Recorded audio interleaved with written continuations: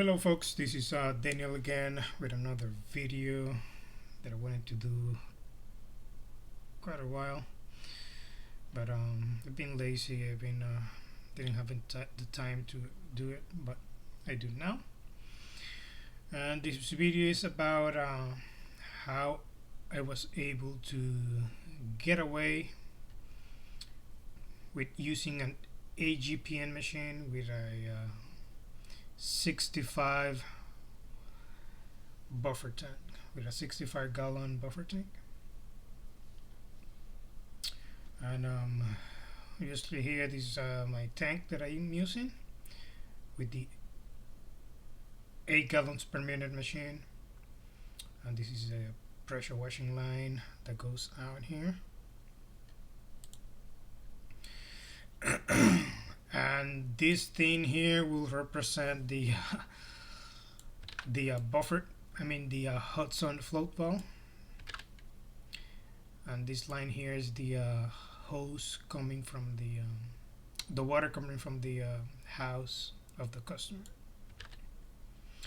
And because the Hudson float valve goes inside the tank, we are automatically losing like about 10 gallons just because of that height. And when the minus 5 gallons of as a safety net that I'm using just before the tank goes completely out of water, and then the pressure washer starts sucking up air that goes to the pump to your pressure washing line, and then you start shooting out air, which is not good. So the real total of water that we are using constantly on the on my case is about 50 gallons of water. Just 50 gallons. That's for my case, using the 65-gallon buffer tank. Minus 10 minus 5 gives me 50 gallons. So let's say here that I have no water source. It's just 50 gallons total of water divided by 8 gallons per minute, which is the total that amount of gallons per minute that my machine pulls. I will be running for 6 minutes. That allows me to clean for 6 minutes before I'm completely out of water and some change. But with a water source, that's the water coming from the customer house, and a way to calculate how long are you going to be able to be running your machine before you're completely out of water. You have to calculate the GPM, the gallons per minute that comes from the water's customer supplies. It is usually, in my case, like around 6 to 7 gallons per minute. Usually more, like 7 to 8 gallons. But in this example, let's say it is 6 gallons. So you will put your GPM of your machine, 8 gallons per minute minus 6 gallons per minute, that's from the water coming from the house, equals to 2 gallons per minute. That's your deficit right there. And then you divide the 50 gallons of that you have on your buffer tank divided by 2 gallons. It gives you 25 minutes of cleaning time before you're running out of water completely. That's if you're pulling on the trigger for 25 minutes straight. Obviously we don't do that, so that's why I say 6 gallons is usually enough for me, at least. So let's say it's 8 gallons per minute, and the water coming from the house is 7 gallons per minute.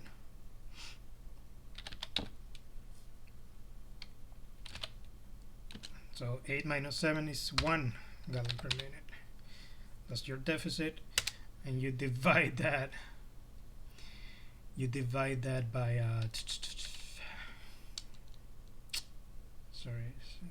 you divide that by 50 gallons divided by 1 GPM. You're gonna be running for 50 minutes straight until you're out of water completely. And if it is 8 gallons per minute, you're obviously not gonna be able to run out of water.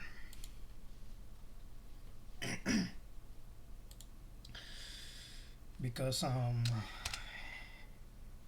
8 minus 8 equals 0,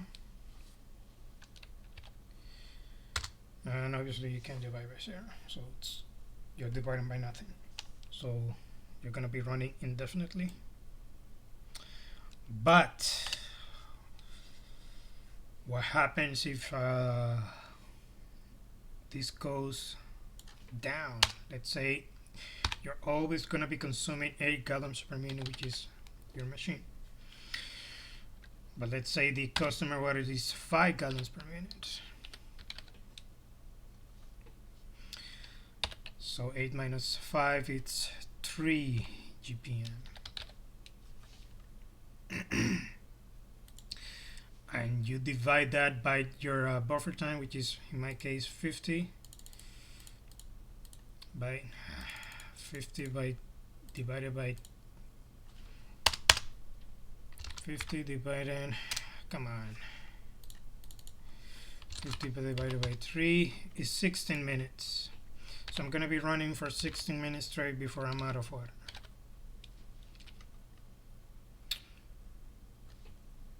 What if it is 8 minus 4 gallons per minute coming from the customer water supply? That gives me 4 GPM. That's a 4 GPM deficit. And 50 gallons divided by 4, that's 12 minutes. Getting very dangerous there. 12 minutes of cleaning time. And what if you get 2 gallons per minute coming from the customer house? And I have obviously experienced that. You get 6 GPM deficit, 6 gallons per minute. Anyway, 6, only 8 minutes of cleaning time.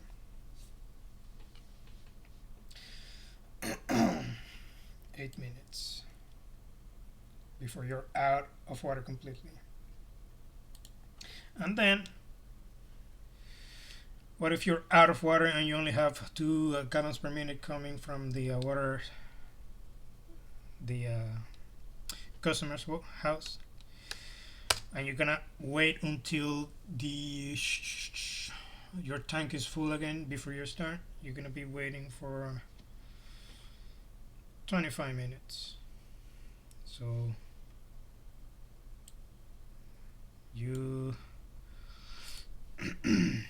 it's 50 gallons divided by 2, 25 minutes.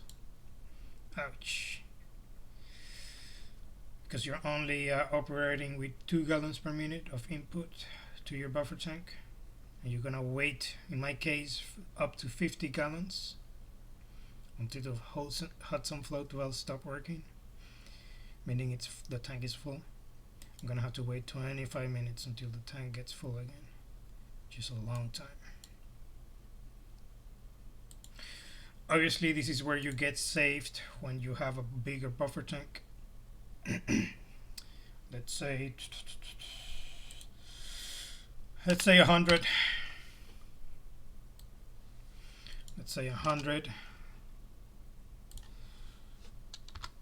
gallons buffer tank. But as a safety net, let's put 80, subtracting the Hudson flood valve and the before you're running out of water. 5. Let's do 85 to be a little bit decent. So 85 divided by 8 is gonna give you 10 minutes of running time. 10 minutes with no water source. Now what if you have a water source for 6 gallons per minute?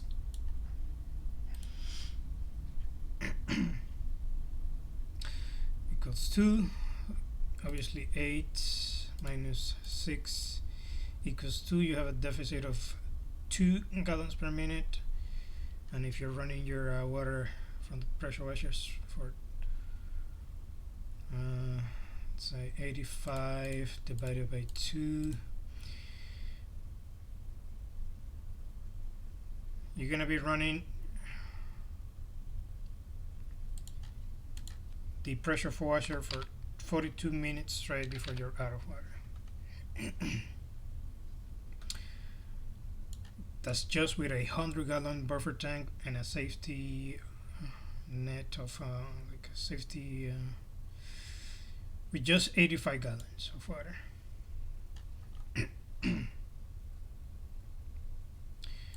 And if it is 7 gallons per minute, obviously it's not even worth it to me for me to do the calculation, because you're not gonna be running out of water. If it is 8, even better. But 6 is what I usually get, or sometimes 7. But if it is lower than 6, even 5, 4, you're gonna be screwed, because the lower the GPM is that comes from the customer's house, the less time you're gonna be operating on the house, and the longer you're gonna be waiting for that buffer tank to get full again. Like let's say 8 minus 3 8 minus 3 equals 4, no, 5. You have a deficit of 5 gallons, so you divide 85 by 5. Your 85 gallon buffer tank is only going to be running for 17 minutes until you're out of water, and then you're going to be waiting for, say, 3 gallons. So 85 divided by 3, you're going to be waiting for 28 minutes until the that buffer tank is full again. And this number get even worse if you have a even bigger buffer tank, like the 200 gallon buffer tank, or the 270, 240 gallon buffer tank. These numbers get even worse. In my case, I sometimes I run a second line. Let's say this is the closest line that I have to my truck from to the customer house, and then I use a second line of water.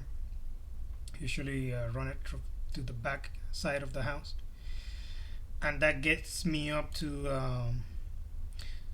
7 gallons per minute, or even 8 gallons per minute. So I'm able to run indefinitely for the entire duration of the job. Obviously, this is not always the case. Sometimes I get unlucky and I have to wait a couple of minutes at best a couple of minutes, like 5 minutes, until I'm able to work again.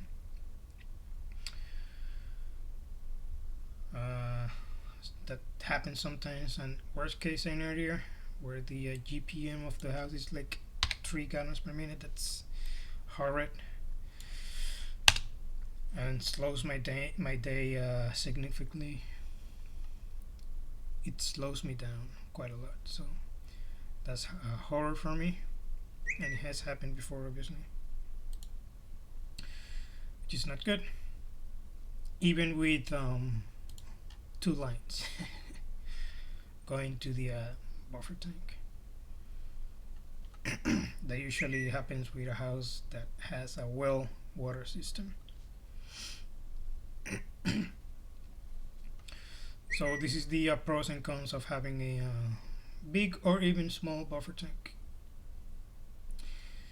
Something that I have noticed is the you need to have a decent size buffer tank. I'm planning to upgrade to like 100 gallons buffer tank, because when this is full, like up to like 55 gallons, and I start the machine here, I can't feel at the gun the amount of pressure that I'm shooting at. And when it drops to like a half here, like 30 gallons, I can feel the loss of volume from the tip of my gun here. And obviously I have reached this area here where I'm shooting out air, which is not good. So with a bigger buffer tank, like let's say 100 gallons, I'm able to clean more efficiently. I believe that's what's gonna happen, and with a lot more pressure and a lot more volume of water. But obviously you already know that upgrading the buffer tank have its pros and cons, which is not good.